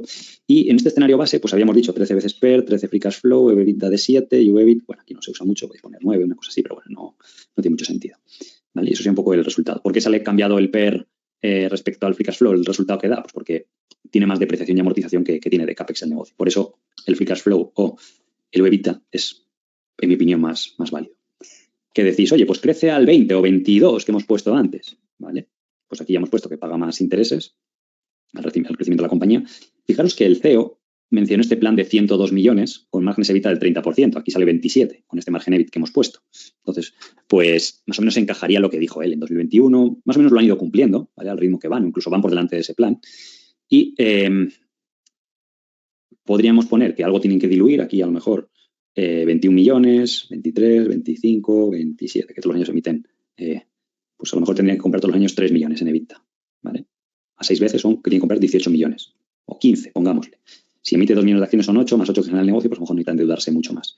Esto es difícil de modelar, ya os digo también. A lo mejor ellos toman la vía de endeudarse un poquito más, hasta 2 veces EBITDA o 2 veces y media, con lo cual podríamos mantener el número de acciones que hemos puesto antes. Pero yo creo que esto es bastante conservador, suponer aquí que acaba con 27 millones de acciones en 5 años, ¿vale? Del CAPEX, esto no hay que tocar nada más. La deuda hemos dicho que si dejamos la misma, pues ahí estaría. Y el mercado, si eventualmente crece y llega a ser más conocida, pues hombre, 15 veces. Recordad que en el pasado, pues incluso de EBITDA ha estado a 8, ha estado a veces a 10 veces EBITDA, pero bueno, pongámosle 8 y un PER de 15 veces. Perdón, price free cash flow, ¿vale? Pues ahí obviamente el rendimiento que sale es algo mayor. Quizás no hay tanta diferencia porque hay dilución de acciones para financiar el crecimiento. Si lo modeláis como que usan deuda dentro de un rango razonable, como que aquí a lo mejor acaban con 80 millones de deuda, aquí 60 y en 2025 50, pues os sale seguramente mejor el resultado, ¿vale? Y acabaría siendo pues una compañía más conocida de 150 millones, 200, aún así sería bastante microcap y por eso la expansión de múltiplos pues va poco a poco, a medida que la gente la conoce y demás, ¿vale? Y el escenario desfavorable, pues lo mismo, podréis hacer un 10 o incluso un 8%, podríais decir que el margen se queda bajo, que sale un margen del 25%, que es más o menos el mínimo que ha tenido estos años. En este escenario, el pago de intereses sería casi 0 los siguientes años. Yo lo forzaría el dato ahí porque apenas tiene que crecer. Y la deuda pues le bajaría a 15 millones, a 8 pongamos, o 10, más o menos 5 al año yo creo que se puede quitar. Vale. Y sin embargo aquí, pues el típico múltiplo de small cap así olvidada, pues 10 veces free cash flow y EBITDA de 6. Vale. Entonces, pues bueno, haciendo una matriz de resultados en un escenario pues de conservación. O sea, algunos sale ligeramente positivo, otro más negativo y demás. ¿Vale? Por EBITDA, como se quita deuda, sí que sale un poquito más, vamos, que es un 3-4%. Al final, ya sabéis que en estas tesis donde hay un cierto crecimiento, el principal riesgo es que la empresa pues no crezca, ¿vale? Aquí, ¿qué pasa? Que como ya de entrada sobre este año estará pues cotizando a esas 5 veces EBITDA y 10 veces free cash flow, pues bueno, aunque no crezca mucho y demás, y siendo negativos, ojo, aquí con el margen es ser bastante negativo, porque a medida que, aunque crezca un 8, debería el margen ir convergiendo un poco. Ya este último año ha hecho un 29, y eso que el precio del combustible ha estado alto, el precio del papel sí que es verdad que también ha estado alto, pero una cosa se compensa a la otra. Normalmente el combustible o la energía influyen en el resto de materias primas, con lo cual si sube, pues también sube el precio del papel y la empresa digamos que tiene un poco esa cobertura natural, ¿vale? Pero bueno, tendréis ahí el Excel, podéis practicar, volver a modelar y es un ejercicio interesante, ¿vale? Igual que el de Titanium, pues está bien para ir subiendo un poco el nivel también respecto a lo que veíamos en el curso y demás, ¿vale? Los riesgos habituales, pues podéis deducirlo. Básicamente la gente cuando le hablas de esto dice, no, la industria del papel está en declive. Yo hasta hace unos años tenía esa visión cortoplacista de decir, no, empresas de producción de papel, por ejemplo, esta famosa de Portugal, la del Navigator, que es una de las mayores de producción de DIN A4 y tal, estandarizado. Seguro que si habéis ido a cualquier supermercado veréis, o hipermercado, la marca Navigator y tal. Y yo decía, eso está en declive, porque uno mismo cae en la trampa esta de los prejuicios que os decía, que es muy importante en el modelo de psicología, de no caer en ellos. Y al final, pues si lo investigas más a fondo, no está tan en declive y de hecho hay un cierto crecimiento. Luego en países emergentes todavía se sigue usando mucho papel y hay un efecto muy curioso que la gente olvida y es que cuando hay una gran parte de la población que se incorpora de clase pobre a clase media, aunque sea media baja, pues una de las consecuencias es que empiezas a tener documentos y empiezas a usar papel. Por mucho que esté en declive en ciertas áreas, toda esa gente a nivel global y al final su mercado global pues sigue avanzando. Los resultados o la volatilidad que introduce la crisis del papel, por ejemplo, en 2018-19, que la empresa bajó, no solo por el papel, sino también porque las small caps bajaron esos años, ya os he comentado una vez, porque 2017 había sido de los pocos años buenos que había habido últimamente. El efecto del COVID, pues bueno, esto ya se ha pasado un poco. El ser una empresa con poco research y tal, pues también influye. La ocupación de oficinas, que está relacionada con el COVID, pues también la gente tiene miedo. La estrategia de fusiones y adquisiciones, pues parece que la van ejecutando bien, pero siempre les puede pasar que hagan alguna muy grande, con mucha deuda, o que diluyan. A mí no soy muy fan, ¿vale? Si me dices es una cosa negativa, pues a lo mejor que hayan diluido otra vez este año, con las acciones en una valoración baja, pero bueno, sus razones tendrán también. O el crecimiento orgánico que se empieza a resentir, que empieza a publicar varios trimestres de crecimiento negativo, y a lo mejor se materializa, que decir, oye, en el mundo desarrollado pues realmente hay un punto de inflexión y ya se deja de usar mucho papel en la oficina. Yo sigo pensando que aunque suceda eso, el hecho de el reciclado, la sostenibilidad y todo esto a muchas compañías les va a hacer pues, usar este tipo de servicios. Además, eso lo estamos viendo en las grandes compañías. Las pequeñas, no tanto. O sea, imaginaos el típico cliente de Radius Red, pues puede ser la típica empresa pequeña de Estados Unidos de 100, 200 trabajadores que, bueno, hasta hace unos años estaba más aislada de todas estas tendencias del ESG y demás, pero eso al final va llegando y les puede hacer algo de contrarrestar el tema del papel, ¿vale? Entonces, bueno, ese ha sido un poco el caso de hoy. Ahora, de todas formas, vamos a hacer el descanso. Os dejo un tiempo, porque si tenéis alguna duda, así le deis una pensada, si queréis algo que aclarar. Si no, he visto que tenéis algunas dudas adicionales, también puede estar bien para el tiempo que tenemos. Pero bueno, espero que, pues eso, que os haya gustado y que sirva para aprender, para enfocar lo que está pasando y que veáis pues, cómo modelar, cómo ver diferentes partes móviles, otros modelos de negocio. Al final eso pues, os expande la mente. Antes de ir al descanso, no quiero dejármelo. El tema de Iron Mountain, quiero ver la valoración que estaba, porque se me olvidó. Bueno, fijaos que está 14 veces EBITDA. Esto tiene truco porque está estructurado como un REIT, sorprendentemente. Por el tema de las instalaciones que tienen de almacenado de documentos y eso supone la mayoría de los ingresos, creo que el 80%, pues puede calificar como REIT. Si vemos los beneficios normalizados de PER, fijaos lo que lleva a pagar la gente, son 29 veces. Pero sí que es verdad que no es exactamente igual el negocio. Si vemos incluso los últimos 5 o 10 años, de EBITDA no ha bajado de 12. Las veces que más barato ha estado, por ejemplo, antes de ser un REIT, y eso que el mercado estaba bastante barato, veis que no ha bajado de 10 veces EBITDA. Y de beneficios normalizados PER 20 ha sido como el suelo de la compañía, igual que un poco Stericycle. Lo que pasa es que si veis aquí, pues no ha crecido mucho estos años. Sí que no está mal, a ver, un 6,5 está bien. El EPS muy poco. Lo que sí que pues tiene a la gente que lo reparte mucho en dividendo y tiene normalmente una rentabilidad decente por dividendo. No recuerdo cuánto, pero esto en valoración se puede ver. Un 5%, ¿vale? Que equivale a PER 20. Cuando tú compras algo que está a PER 20 de free cash flow, porque esto tiene bastante presencia de amortización, pues comprar a PER 20, si te distribuye todo, pues es que ganas el dividendo. Lo que pasa es que no ha aumentado el dividendo la compañía estos últimos años. Podéis ver incluso en la época de la crisis, como tampoco el beneficio operativo no es que sufriera en exceso, pasó, de hecho hasta creció, si os fijáis aquí. Es curioso que las ventas cayeron, ¿vale? Y aquí supongo, creo, vale, son especulaciones, podría verlo en los informes, pero en esos años el petróleo bajó mucho, la gasolina bajó bastante, porque es lo que tiene cuando hay crisis. Entonces seguro que los costes operativos le descendieron. Ciertas partidas, supongo. Vale, aquí veis los property expenses, esto puede que sea el coste de las hipotecas, a lo mejor no lo sé, lo que puede haber ahí, pero es curioso que aumentó el beneficio a la vez que bajó un poquito los ingresos, ¿vale? Y puede ser por ese hecho. Vale, este podría ser un comparable, lo que pasa es que es otra escala, o sea, al final sí crece menos, la otra crece más, pero la liquidez, lo que os digo, ha mandado últimamente mucho en el mercado, porque os digo, todo el efecto de la indexación y tal.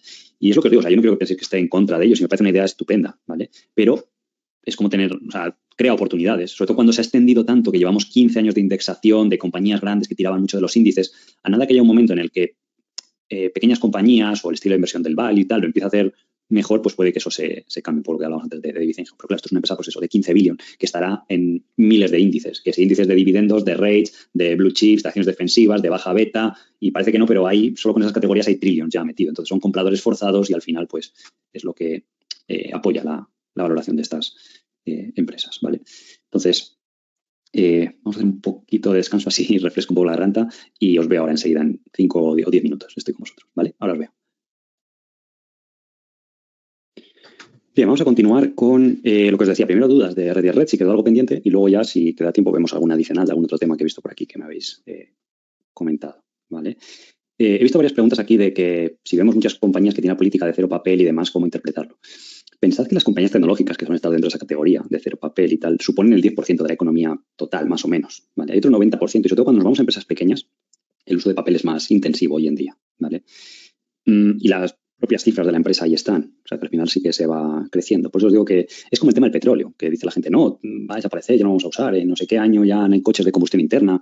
Pero si analizas los datos, más o menos el consumo de petróleo, veas la estimación más negativa, la más optimista, va a crecer entre el 1 y el 2% al año, los próximos años. Y las inversiones no están creciendo tanto. Yo entiendo que gente como Warren Buffett, que está ahí con la sociedad al petróleo y en otras acciones, pues bueno, estén alcistas. Manuel dice que en el caso de franquicias como Ready Red es mejor operar directamente o el tema de las royalties, que es más lucrativo. Cuando la franquicia es hiper rentable, como Starbucks o algo así, claro que Starbucks no tiene el modelo de royalties. Ha ido bien. Sí que es verdad que te requiere más inversión y creces un poco más lento, pero bueno, tiene su punto interesante cuando es bastante rentable. Si Redis Red tuviera la forma de todos los independientes se quisieran dar de alta y comprender el valor que les aporta la franquicia de Redis Red, como había en el pasado, pero es un modelo de negocio que intentó la directiva anterior y no funcionó. Yo supongo que es porque es difícil convencer a alguien que ya tiene su negocio y dice, ¿para qué voy a pagar aquí una franquicia si bueno, me va bien? Aunque seguramente acabarían ganando más. Pero es difícil la proposición. Captar franquiciados en un mercado de crecimiento, como que sacas un nuevo concepto de comida rápida, yo qué sé, automóviles, lo que sea, pues es más sencillo, yo creo. Pero en un sector como este, que no es de tan alto crecimiento, es a lo mejor más complicado. Juan dice que en PKR para 2023 es una bajada de flujo de caja libre muy importante. En compañías tan pequeñas sabéis que ese tipo de datos no están muy bien modelados. A lo mejor como mucho las ventas y el EBITDA para este año. Podéis fijaros un poco, pero aún así es que esta compañía creo que la seguía en una lista. No sé si muchos más. Ellos, Borja, dice que no le quedaba claro si el papel ellos lo destruyen. Sí, ellos van, lo destruyen, o sea, lo trituran, estas trituradoras normalmente, y eso, pues claro, tú dices, la empresa se le ocurre, es de lógica, no lo voy a tirar, lo reciclo, pero claro, se lo vendo a alguien que recicla papel, que aunque me paga poco, pero algo te da, y a ti no te ha costado nada. De hecho, le has facturado incluso al cliente por el placer de llevarse su papel.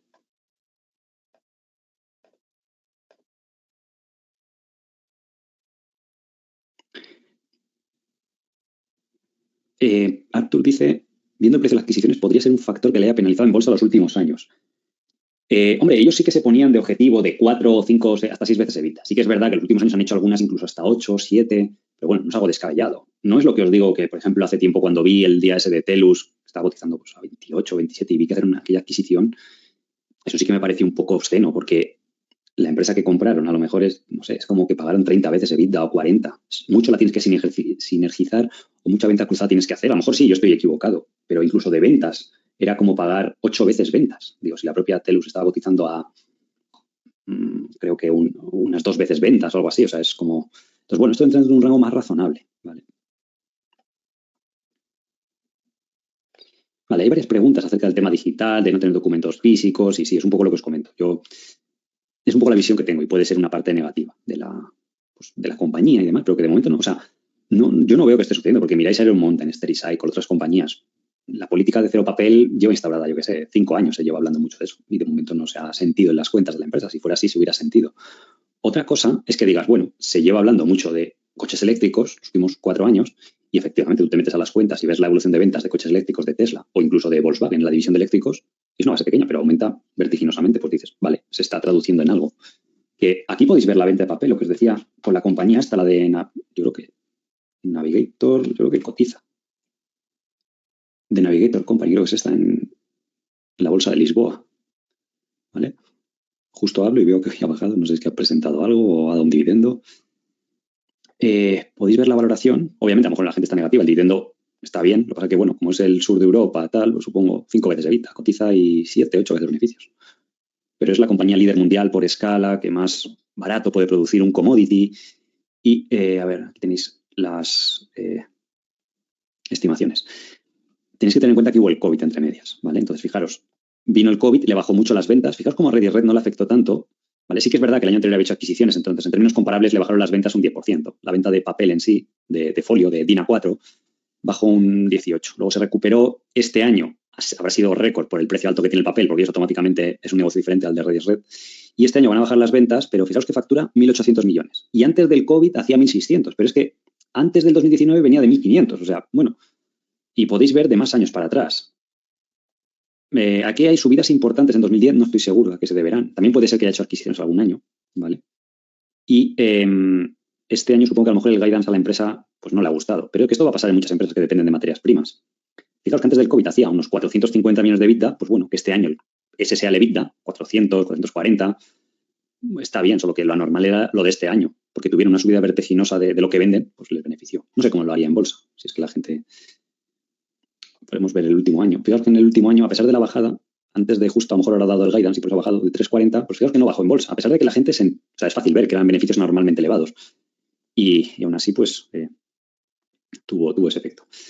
aquí hay varios periodos interesantes en la acción. Veis como de 2017, lo que os digo, hubo este mercado alcista, benefició a compañías europeas, pero todo compañías pequeñas y medianas, y le fue bien. Luego hubo la contraparte que fue el mercado bajista del 2018, luego vino el COVID, pues ha hecho que la acción esté por debajo de esos 5 euros, no mucho.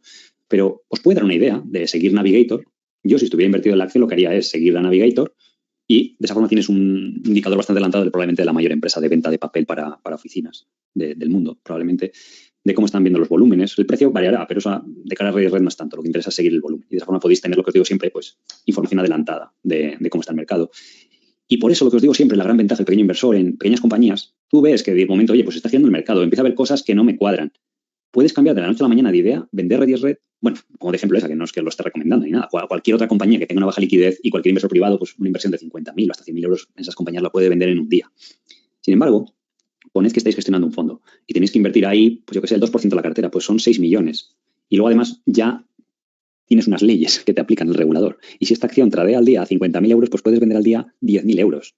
Un inversor privado puede vender lo que quiera, a lo mejor presiona un poco el precio, pero un fondo a lo mejor vendes 10.000 euros. Para comprar o vender 6 millones, 5 millones, o 2 millones, o uno, que sea un fondo más pequeño, me da igual. Estamos hablando de 100 días de mercado. 100 días de mercado son 6 meses del calendario natural, por así decirlo. 6 meses. O sea, no cambias de idea de la noche a la mañana. Y aunque veas venir, porque muchas veces esto es como cuando te vas a chocar contra algo que ya lo ves venir y sabes que te vas a chocar, no puedes hacer mucho, no puedes corregir el transatlántico, ¿vale? Es como el Costa Concordia. Yo seguro que el capitán vio venir que se iba a chocar, pero ya poco podía hacer. Sin embargo, vosotros es la metáfora que os digo, podéis cambiar antes de rumbo. Y eso es una ventaja enorme, enorme, porque os reduce mucho el riesgo y también a la vez, lo que os digo siempre, aumenta la rentabilidad porque podéis actuar muy rápido cuando veis cosas interesantes. Antonio decía que en el escenario de poco crecimiento habría que considerar que no diluye. Verdad, porque creo que no he tocado el número de acciones y es un fallo grave. Sin eso sí que es verdad que a lo mejor os saldría un rendimiento por EBITDA mayor. En vez del 3 o el 4 saldría del 6 o el 7, que no está mal con el escenario favorable. Pero sí, buena puntualización, ¿vale? Que se me ha pasado esa parte. Adrián dice que el MOAT es bajo. Con determinadas máquinas destructoras de papel no lo solucionas. Bueno, es que lo que le cobra a cada empresa es poco. Y luego, si tú lo destruyes, primero el empleado tiene que estar ahí colando papel. Y dices, bueno, vale. Y segundo, alguien se tiene que llevar ese papel, ¿no? Porque tú como empresa, ¿qué haces? ¿Lo tiras al cubo de la basura? Pues ya no es ESG, no es sostenible. Tendrías que llamar a otra empresa de reciclar papel que viniera y te lo recogiera. Pues dices, bueno, Red hace las dos cosas ya por lo mismo.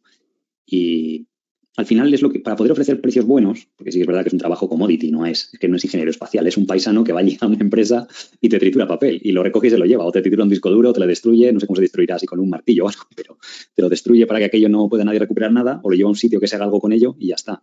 Entonces, bueno, para el coste, pues supongo que es que te cobra una empresa 100, un independiente, y tú puedes decir 80 y aún así hago un buen beneficio porque tienes la densidad de rutas, que es la clave, pues está bien, ¿vale? Es como pues una empresa de recogida de basura, es un waste management, pues dices, ¿qué ventaja competitiva tiene recoger basura? En la superficie parece que no mucha, pero luego pues hay una serie de cosas, ¿vale?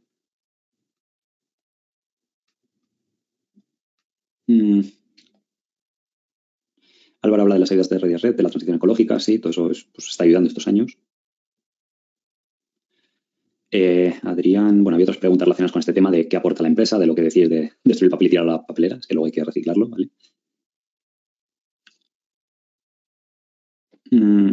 Víctor dice que había que entrar en qué porcentaje de las ventas es destrucción de papel. Es lo que os he dicho, el 80% es el servicio, no es solo destrucción de papel, sino cualquier otro documento, elemento de información. Incluso hay veces, lo que os digo, que la empresa también ofrece servicios de digitalización y almacenaje. Es decir, que la empresa te entrega un dossier de muchas cosas, lo digitaliza, lo almacena. Eso es lo que hace también Iron Mountain, ¿vale? El precio del papel reciclado, que podría haberse favorecido, sí, efectivamente, probablemente haya presión al alza y eso le beneficia a la empresa. Porque cada vez más se vende más papel reciclado porque está mejor visto, con lo cual el comprar papel para reciclar, pues ese precio debería también subir, ¿vale?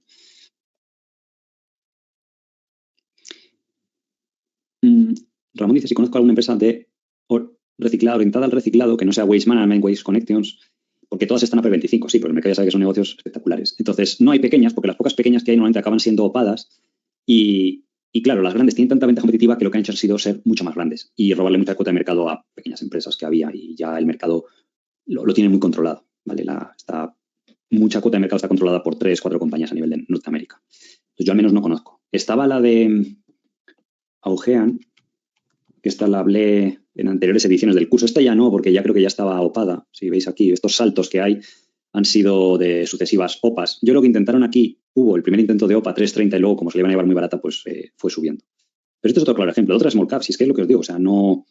Yo es lo que llevo haciendo toda la vida, es lo que me frustra un poco no poder hacerlo porque son empresas muy pequeñas ahora, pero por eso quiero enseñaroslo y que lo veáis en el curso y tal. Pues no sé qué precio la habrán notado. La última valoración es de 21 veces y 12 veces EBITDA. Ojo, esto es mejor negocio, lo de Red y Red, porque creo que era reciclado más industrial y tal. Pero no hay. ¿Vale? Francisco dice que por temas personales, si hay empresas que serían comparables a Savaria. Arjo compite en un 20% con una parte de Savaria, pero no es igual. Y Arjo, lo que os dije, normalmente no solían bajar de... El otro día bajó un poquito más el guidance. Me acuerdo que la estuvimos viendo hace tiempo, salió. Si veis aún así la valoración, y eso que ha bajado algo la valoración ahora por el mercado bajista y todo esto es de 8 veces. Y es una empresa que crece muy poquito. Y aún así el PER, Free Cash Flow, pues veis que está PER 15, una cosa así. De unos beneficios teóricamente deprimidos todavía un poco por la inflación. Pero bueno, están más o menos al mismo nivel de cuando lo estuvimos viendo. Luego hay empresas más grandes, tipo Medtronic, pero que son monstruos más... es diferente la escala. Estaba... ¿cómo se llamaba? Ostras. Había una que era competidora de Arjo y que era como Handicare, que es la que compró Savaria, que supone casi un 30-40% del negocio. Un segundito, a lo mejor aquí en comparables de Arjo aparece. No, de hecho no sale ninguno. Una de ellas, una parte de Stryker es similar, están solapadas con lo que llaman el manejo de pacientes, el patient handling.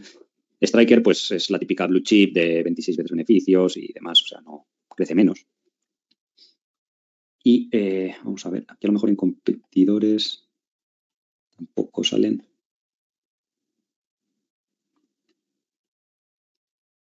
Bueno, había otra, cuando lo vimos en el caso de Arjo sí que os la comenté, ahora no recuerdo, ¿vale? Un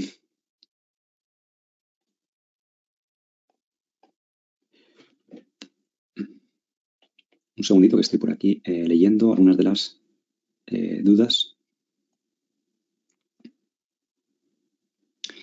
Vale, Juan dice que ha encontrado una que se llama EGG, Small Cap Australian, pero en un sector fragmentado del marketing. Crece bastante bien, PER 8 y 4 veces Free Cash Flow.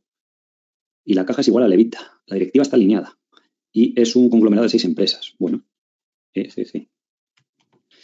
En las small caps de Australia también es un mercado bastante ineficiente. Por lo general ha estado bien. O sea, 10 años, como digo, parece que ha ido bastante bien. Últimamente ha empezado a despertar un poco, se ha ido de 1 a 3. Y a lo mejor habláis desde, no sé, esto parece un turnaround, a lo mejor a partir del 2018 lo hicieron bien. A lo mejor se parece hasta, que os he mencionado alguna vez, la de que está en el fondo, de hecho. La de Next 15, ¿vale? Estoy hoy un poco espeso para los nombres. Entonces, pues sí, aquí sale que va a crecer. Bueno, estos años atrás ha crecido un 19. Tened en cuenta también que si hace publicidad online, eso le pasó en Next 15, tuvo un año bueno. Sí que parece que sigue yendo bien, ojo. Pero están bien estas agencias de publicidad. Lo importante es que no sea una sola, que si son 6 está diversificada por diferentes clientes, sectores, porque suelen tener las agencias de publicidad mucha concentración de uno o unos pocos clientes y eso hace que el riesgo aumente, de que si se va uno o dos, ponga en riesgo. Entonces, lo que hacen, tiene sentido estos pequeños holdings de agencias de publicidad, porque de esa forma se diversifica mucho el riesgo y aunque en una te pierdas un cliente o dos, no afecta al resto y a cambio los vendedores de esos negocios de forma individual son mucho más débiles, están dispuestos a vendértelo a unos múltiplos razonables. Y dentro de un conglomerado, tiene sentido que el conglomerado valga más. Pasa un poco lo mismo que lo que os dije en los videojuegos. Los conglomerados de videojuegos suelen estar mejor valorados y tal, o por lo menos al inversor le dan más seguridad por esa diversificación, porque también dependen muchas veces de un juego individual o de los gustos del mercado y tal, y diversificarlo pues ayuda. Y este año, en 2022, pone que ha generado esto, bueno, el año que viene va a generar 80 millones. Tened cuidado porque hay que restarle los gastos de leases, que esto yo creo que a lo mejor en TKR, de hecho, les lo tengo pensado, comentárselo al dueño, al fundador, que es una mejora importante que sería aquí, que añadir una línea al calcular el free cash flow de los leases, porque aunque en Estados Unidos no aplican, en el resto del mundo sí, y eso ayuda bastante a verlo visualmente. Pero parece un negocio que genera bastante cash flow, o sea, está bien, realmente. Y si decís que está tan baja la valoración, o sea, 3 veces EBITDA y PER 8, pues no sé, salvo que el mercado prevea que este año va a ser malísimo el guidance, que van a bajar los ingresos o que es un fraude. A lo mejor ha habido alguien que ha publicado un short report y tiene sentido, pero me llama poderosamente la atención. O sea, y eso que es curioso porque ha subido en bolsas, lo que a lo mejor no ha subido tan rápido como lo que lo ha hecho el valor intrínseco.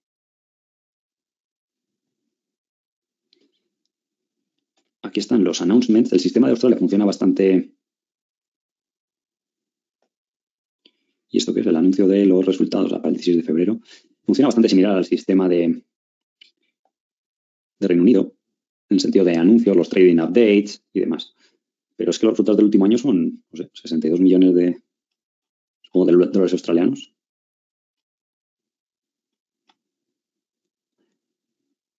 a lo mejor el mercado le preocupa esto, que tenga mucha exposición a clientes de tecnología y con el mercado bajista que está viendo, pues que te recorte los ingresos, pero dices, bueno, a 3 veces EBITDA implica que, yo qué sé, va a decrecer incluso, no solo dejar de crecer. El trading update del Q1 todavía muestra un crecimiento del 35%. Dice que van a tener crecimiento orgánico este año y márgenes pues, iguales. Entonces, bueno, aquí sale el EBITDA. Sí que es verdad que el margen a lo mejor baja un poco, pero que no es tampoco el fin del mundo. Pues, de entrada tiene buena pinta. O sea, me alegra que hagáis estos hallazgos y que estéis explicando el curso, porque es curioso. O sea, no sé, tampoco a lo mejor la liquidez, si es que eso el mercado preocupa. O sea, tradea al día yo creo que hicieron 100.000 acciones de $3. Bueno, es pequeño. Al cambio serían 100 y pico mil euros, 200.000. Sí, a lo mejor no hay mucha gente viendo esto.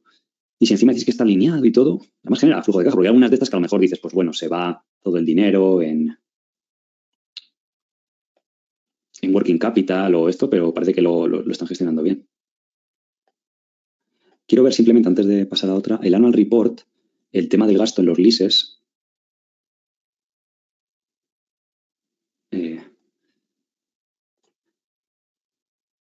Lease liabilities, es poco al cabo del año. El consolidado son solo 5 millones. El CAPEX es bajísimo y el resto son adquisiciones que va haciendo.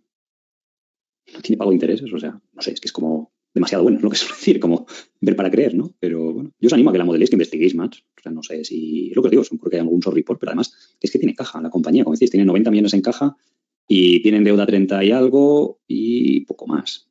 O sea, que es quitándole la caja es per 5 o una cosa así, no sé, es de locos. Bueno, de momento os voy a dar ahí like con el corazón y está bien. Si fuera como la universidad, os ponía ahí un sobresaliente o notable al menos.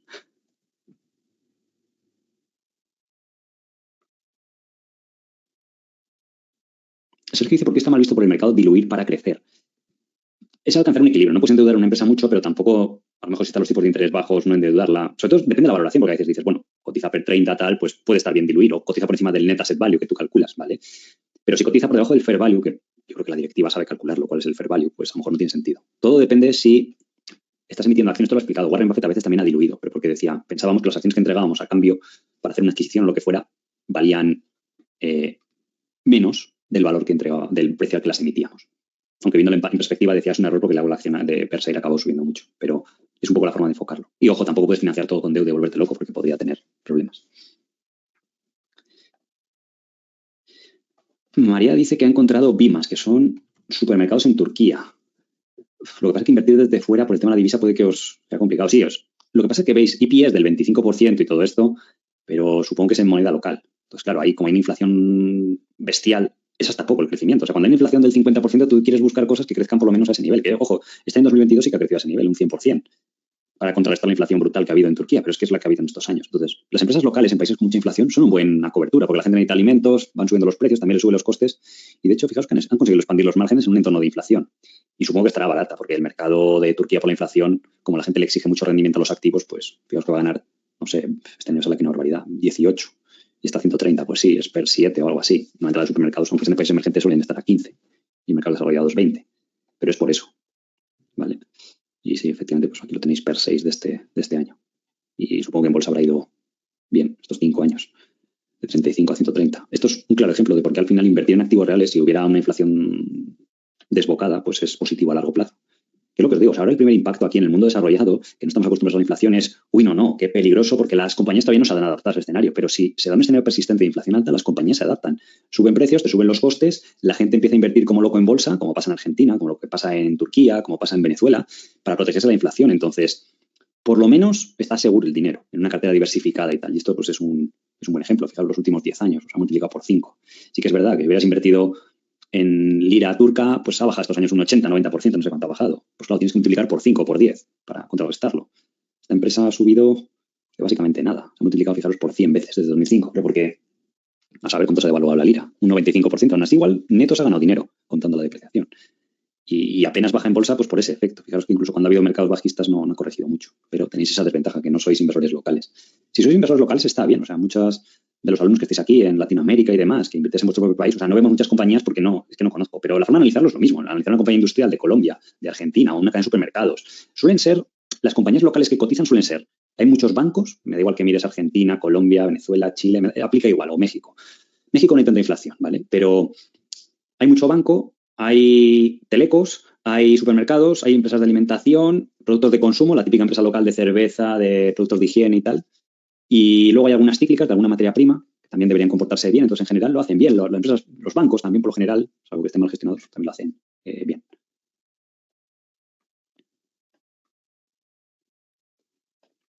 Jorge dice Medifast. Esta la hemos visto bastantes veces. Ya sabes que es el modelo este de marketing piramidal, multinivel, que tiene muchísimo riesgo. Bueno, de hecho, desde que hablamos de ella, pues me ha ido muy bien. Porque en el momento que se sale más gente de la pirámide, los que entran, porque es que son así, son esquemas piramidales o Ponzi legales, ¿vale? Que tienen ahí, se amparan en una zona gris de la ley.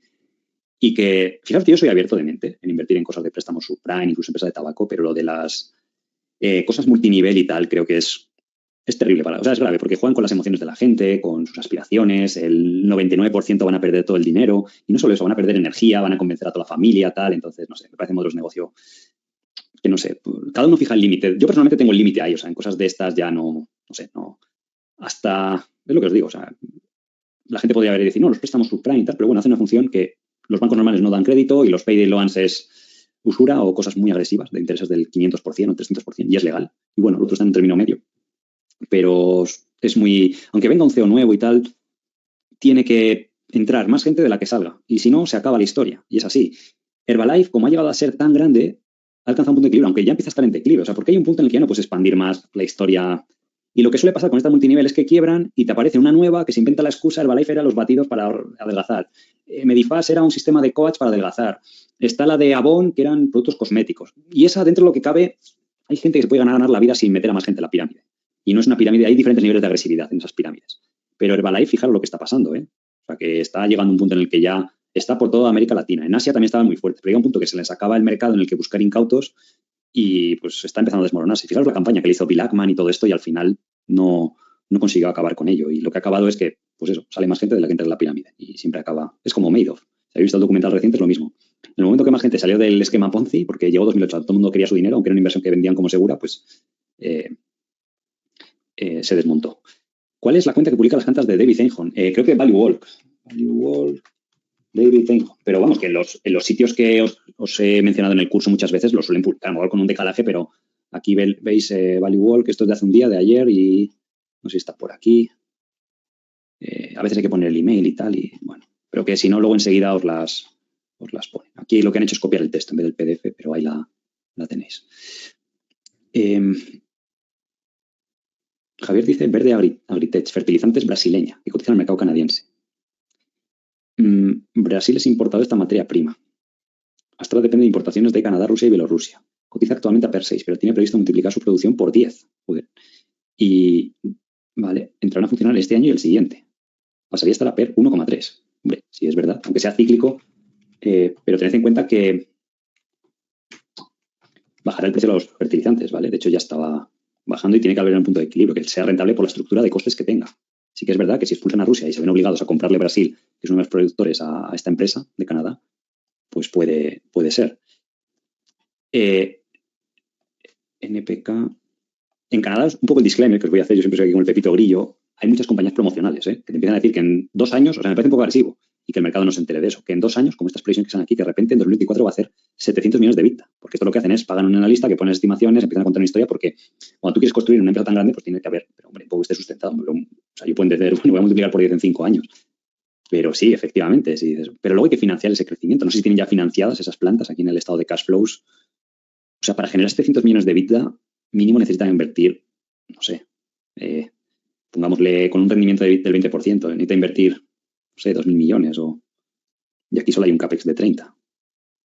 ¿No? Porque 700 millones de EBITDA, beneficios netos son 200 o 300 millones. Con un rendimiento del 15% sobre el capital invertido, tienes que invertir, pues eso, 2.000 o 3.000 millones. O sea, el market cap que estáis viendo aquí tiene que salir de algún lado. No puedes hacer tus cálculos con 350 millones. Yo lo haría con un market cap mínimo de 2.000 millones a 2.500. Y ahí ya no te sale tan barata. A lo mejor te sale a PER 8, PER 10. ¿Vale? Porque aquí los analistas te ponen esto, lo que os digo, también aplica el sentido común. Tú no puedes aumentar, sobre todo en un negocio que es intensivo en capital. Si habéis visto alguna vez una planta de fertilizantes, aquello parece caro. Yo no he construido ninguna, pero parece caro si lo ves desde fuera. Entonces, no sé qué previsiones tienen de deuda. Fijaos que aquí pone que de deuda va a tener 700 millones. Es imposible construir una planta que dé 700 millones de EBITDA endeudante de 700. Tiene que emitir mucho. Entonces, ¿qué pasa? que obviamente pues intentan contarte su historia de que se va a ganar mucho y tal porque necesitan bajar lo que se llama el coste de la equity para que suba como han logrado subir, que no es más lo que hizo Elon Musk con Tesla. Tenía una ambición grande y para financiar eso no te lo financia nadie con deuda porque no hay nada tangible. Tienes que financiarlo con acciones. Entonces, cuanto más alta esté la acción, más puedes emitir, ¿vale? Y ojo, incluso es un proceso reflexivo que acaba ayudando al resto de accionistas a construir una visión más grande. Incluso la sociedad se puede beneficiar de ese avance tecnológico gracias a la bolsa y está ese componente social de la bolsa, ¿vale? Pero aquí aplica ese disclaimer bastante importante. Entonces, ese PER 1,3 que me pones ahí no creo, ¿vale? Tenéis que hacer una pequeña previsión de cómo va a quedar. Y bueno, creo que con eso vamos a acabar la clase por hoy. Yo creo que ha quedado entretenida, ha habido bastantes temas interesantes, ha habido pues bueno, un par de compañías. Sobre todo esta australiana, yo creo que pues, se agradece a vuestros compañeros que la compartan si tenéis material para trabajar y hemos habido pues, muchas dudas. Luego ya sabéis que tiene una sección de comentarios para si queréis ampliar o lo que sea. Y luego enseguida ya nos volvemos a ver con la tutoría. La anterior ya sabéis que la hizo Borja. También ponednos un poco por ahí los comentarios si os gusta el formato de Borja, si queréis que os haga de vez en cuando alguna clase por cambiar de ese estilo, que diga, oye, pues algún tema. Yo, por ejemplo, en esa clase he preparado algunos temas que le soléis o que nos soléis preguntar y demás. Y que él de muchos temas, lo que os digo, pues entiende mucho más que yo y os puede ayudar y a veces por variar pues puede ser interesante, ¿vale? Pero bueno, de momento la clase próxima es habitual conmigo y nada, nos vemos el próximo día. Espero que tengáis una buena semana y nada, un saludo y buena inversión para todos. Hasta luego.